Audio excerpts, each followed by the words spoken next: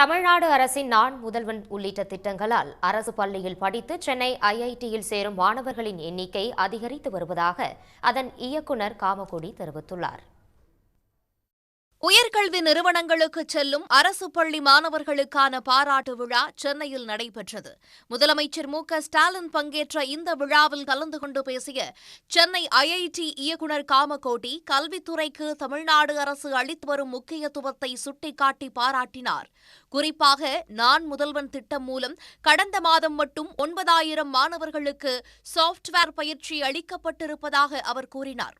2021ஆம் ஆண்டில் 27 பேர், 2022ஆம் ஆண்டில் 115 பேர், 2023ஆம் ஆண்டில் 147 பேர் என அரசு பள்ளியில் படித்து சென்னை ஐஐடியில் சேரும் மாணவர்களின் எண்ணிக்கை ஆண்டுதோறும் அதிகரித்து வருவதாகவும் அவர் பாராட்டினார். இந்த எண்ணிக்கை அடுத்த 2 ஆண்டுகளில் 250ஆக அதிகரிக்கும் என கூறிய காமகோடி, இந்த எண்ணிக்கை 1000 என அதிகரிக்க வேண்டும் என்பதே தமது விருப்பம் என்று கூறினார். 2021 27 பசங்க படிச்சாங்க, 2022 அது 115 ஆச்சு, 2023 அது 147 மாணவர்கள் அரசு பள்ளியில் படித்த மாணவர்கள் இன்று ஐஐடி மெட்ராஸ்ல BS டேட்டா சயின்ஸ் படிக்கிறாங்க. இன்னும் 2 வருஷத்துல அதை 250 per year கொண்டு வந்துட்டோம்னா எங்களுடைய கனவு 1000 மாணவர்கள் ஒரு தருணத்தில் ஐஐடி மெட்ராஸில் BS டேட்டா சயின்ஸ் படிக்கணுங்கிறது எங்களோட கனவு.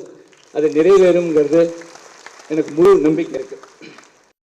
உயர்கல்வி நிறுவனங்களுக்கு செல்வதில் இந்தியாவிலேயே தமிழ்நாடு முதல் மாநிலமாக திகழ்வதாகவும் அவர் பாராட்டினார்.